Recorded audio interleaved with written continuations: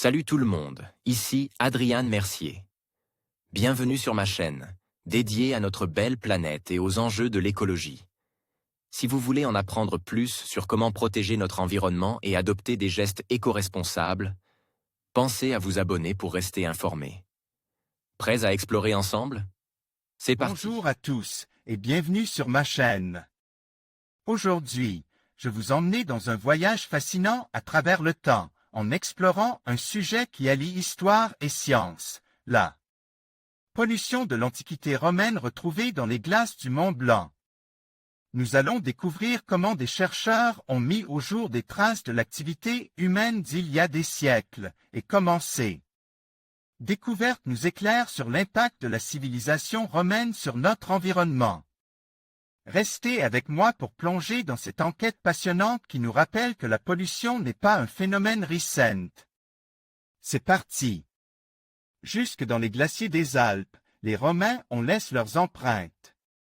Une équipe de chercheurs internationaux en retrouve les traces liées à l'activité minière et à la production de plomb et d'argent durant l'Antiquité. Dans le massif du Mont Blanc, les couches les plus profondes du glacier du col du Dôme, datées au carbone 14, ont archive l'état de l'atmosphère au cours de l'Antiquité romaine. Publié dans Geophysical Research Letters, leur analyse, menée par une équipe internationale et coordonnée par des chercheurs du CNRS de l'Institut des géosciences de l'environnement, CNRS et IRD, UGA, Grenoble INP, montre une pollution atmosphérique très significative.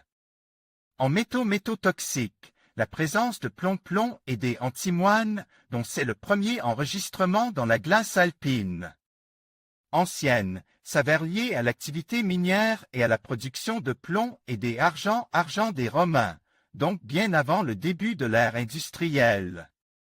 En A, concentration en plomb dans la glace du Groenland, bleu, et du col du Dôme, CDD, rouge. En B, concentration en plomb, rouge, et antimoine, vert, dans la glace du CDD. Sur l'échelle du bas, l'âge est reporté en années à partir de l'an 1 de notre ère commune, CE, soit l'an 1 après Jésus-Christ. Les phases de croissance des émissions de plomb ont été accompagnées d'une augmentation simultanée des teneurs de la glace alpine. En antimoine, un autre métal toxique. Ainsi CNRS une première étude de la pollution durant l'Antiquité. Bien qu'elle soit moins bien datée qu'au Groenland, l'archive alpine retrace les grandes périodes de prospérité de l'Antiquité romaine.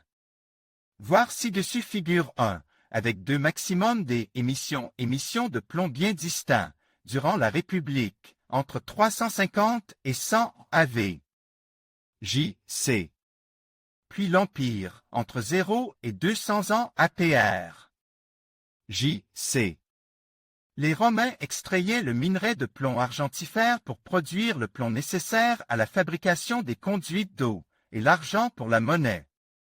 Le procédé de séparation plomb-argent passait par une fusion du minerai à 1200 degrés Celsius, ce qui entraînait d'importantes émissions de plomb dans l'atmosphère comme l'avaient déjà montré des archives continentales telles les tourbières, dont il est cependant difficile de déduire une information globale à l'échelle européenne. Cette toute première étude de la pollution durant l'Antiquité à partir de glaces alpines permet de mieux évaluer l'impact de ces émissions anciennes sur notre environnement européen et de le comparer notamment à celui de la pollution plus récente liée à l'utilisation de l'essence au plomb dans les années 1950 à 1985. Simulation qui évalue la sensibilité du dépôt de plomb au col du Dôme, étoile jaune, à la localisation géographique de l'émission.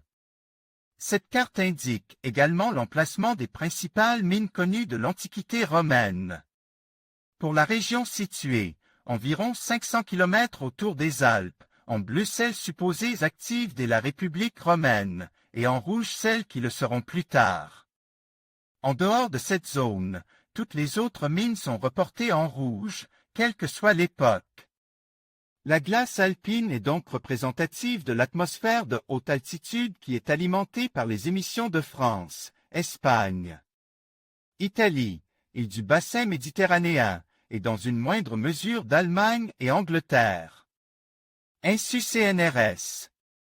En conclusion, la découverte de la pollution de l'Antiquité romaine dans les glaces du Mont Blanc nous rappelle l'impact durable des activités humaines sur notre environnement. Ces vestiges, préservés par le froid, témoignent d'une époque où déjà les conséquences de l'industrialisation et de l'exploitation des ressources étaient visibles. En étudiant ces traces du passé, nous pouvons mieux comprendre les enjeux environnementaux actuels et l'importance de préserver notre planète pour les générations futures.